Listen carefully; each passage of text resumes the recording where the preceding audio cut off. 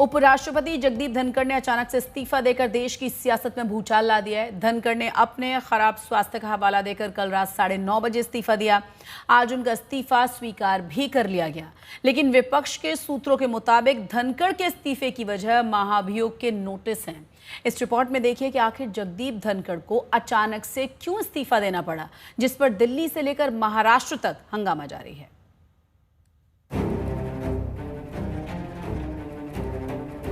वो थोड़े बहुत बीमार भी रहे तो वो सदन आ जाते थे और पूरा समय देते थे कुछ चेयर पर। उनका ये कहते हुए कि स्वास्थ्य कारणों की वजह से इस्तीफा दे रहे हैं, मुझे सब सामान्य नहीं लग रहा है और कम से कम सरकार को इस पर बोलना चाहिए।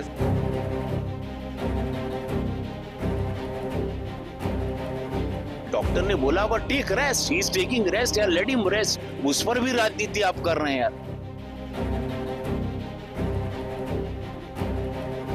ये इस्तीफा 4 दिन पहले दे सकते थे, सेशन के बाद दे सकते थे, बहुत पहले दे सकते थे। अब ये क्या है हमें नहीं पता।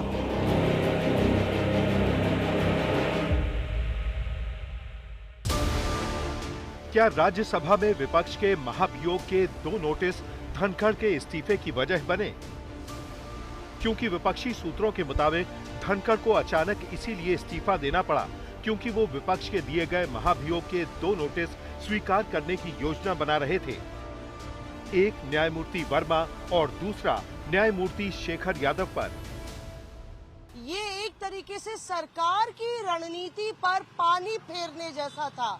ऐसे में आनन फानन में भाजपा के सांसदों को संसद में राजनाथ सिंह रक्षा मंत्री के दफ्तर पर बुलाया गया और उनसे कागज पर हस्ताक्षर लिए गए। सांसदों को ये भी कहा गया कि मीडिया से इसके बारे में कोई बातचीत ना करे और अगले 2-3 दिन तक तमाम सांसद दिल्ली में ही रहे। अब विपक्ष धनखड़ के अचानक हुए इस्तीफे पर सवालों की बौछार कर रहा है। कल सुबह तक स्वास्थ्य ठीक थे, हाउस चला, हाउस की नोटिफिकेशन का 20 दिन पहले हम सबको मिला, तो जब तक स्वास्थ्य ठीक थी तो मुझे लगता है ये जो बीजेपी का वायरल चल रही है ना वायरस, ये कई पेशेंट अब निकले। उनके दिमाग में काला है, दाल में काला नहीं है। There is a black in there brain. हर चीज पर आप राजनीति कर रहे हो यार। कोई इंसान somebody is not well, वो भाई बात करते करते अब हम गिर जाएं, आप गिर जाएं। 21 जुलाई को सुबह 11 बजे सदन की कार्रवाई शुरू हुई तो धनखड़ मौजूद थे। सुबह 11:45 के करीब ऑपरेशन सिंदूर पर चर्चा की बात हुई, तब भी धनखड़ मौजूद थे। दोपहर 12:30 बजे बिजनेस एडवाइजरी कमेटी की पहली बैठक थी, जिसमें भी वो मौजूद थे। शाम 4:07 पर जस्टिस वर्मा के खिलाफ महाभियोग प्रस्ताव का नोटिस मिलने की बात भी उन्होंने खुद सदन को बताई। शाम 4:30 बजे उन्होंने बिजनेस एडवाइजरी कमेटी की दूसरी मीटिंग भी ली। शाम 5 बजे कांग्रेस सांसदों के साथ धनखड़ की मुलाकात भी हुई। सूत्रों के मुताबिक धनखड़ ने यह भी ऐलान किया कि उन्होंने न्यायमूर्ति शेखर यादव पर महाभियोग प्रस्ताव के लिए दिए गए नोटिस की जांच की है और उन्हें विपक्षी सांसदों के दोहरे हस्ताक्षर मिले हैं। And Article 124, Sub-Article 4 of the Constitution of India, along with Section 3(1)(b) of the Judges Enquiry Act 1968, to constitute a statutory committee for removal of Justice Yashwant Verma, Judge of the High Court of Judicature at Rajasthan, at Allahabad. इसके बाद शाम 4:30 बजे राज्यसभा में सदन के नेता JP Nadda और संसदीय कार्य मंत्री किरण रिजिजू कार्य मंत्रणा समिति की बैठक में शामिल नहीं हुए। सूत्रों के मुताबिक धनखड़ इससे काफी नाराज थे। इससे पहले सदन में जेपी नड्डा की एक टिप्पणी का भी जिक्र हो रहा है, जिसमें वो कह रहे हैं कि मैं जो भी बोलूंगा वही रिकॉर्ड में जाएगा। हालांकि इस बारे में नड्डा का स्पष्टीकरण भी आ गया है। सरकार जगदीप धनखड़ की इस बात से हैरान रह गई जब जगदीप धनखड़ ने सदन को बताया कि जस्टिस वर्मा के खिलाफ उन्हें प्रस्ताव मिला है। इसकी जानकारी सरकार के पास नहीं थी, क्योंकि जगदीप धनखड़ ने इसकी जानकारी सरकार को नहीं दी थी। सरकारी उच्च सूत्रों का मानना है कि अगर जगदीप धनखड़ ने इसकी जानकारी सरकार को दी होती तो सत्ता पक्ष के सांसदों ने भी इस प्रस्ताव पर हस्ताक्षर कर दिए होते। सूत्रों के मुताबिक 21 जुलाई को शाम 5 बजे धनखड़ ने अपने कक्ष में विपक्ष के एक सदस्य को सूचित किया कि उन्होंने न्यायमूर्ति शेखर यादव के महाभियोग प्रस्ताव पर 51 विपक्षी सांसदों के हस्ताक्षर पहले ही प्रमाणित कर लिए हैं और नोटिस स्वीकार किया जा सकता है। उन्होंने ये भी कहा कि वो 22 जुलाई को इसका ऐलान करेंगे। कल शाम 7:30 बजे जयराम रमेश ने सभापति को फोन किया और सभापति ने कहा कि वो परिवार के साथ हैं, कुछ स्वास्थ्य समस्याओं पर चर्चा कर रहे हैं और वो मंगलवार को बात करेंगे।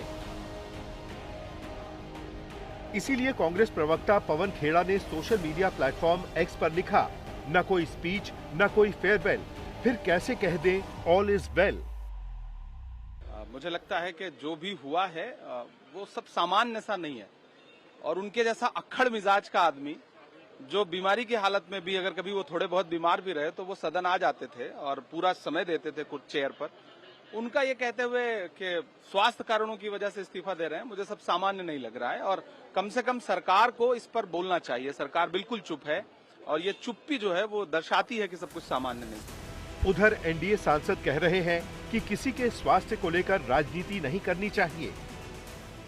बहुत अच्छा से चला रही थी और पूरे देश भर में उन्होंने मतलब अपनी भूमिका बहुत स्पष्ट रखी थी। देश का संविधान, बाबा साहब अम्बेडकर जी की वैचारिक नीति, उसको उन्होंने अनेक बार मतलब लोगों के सामने रखा था और इसमें कोई अंदर की बात नहीं है।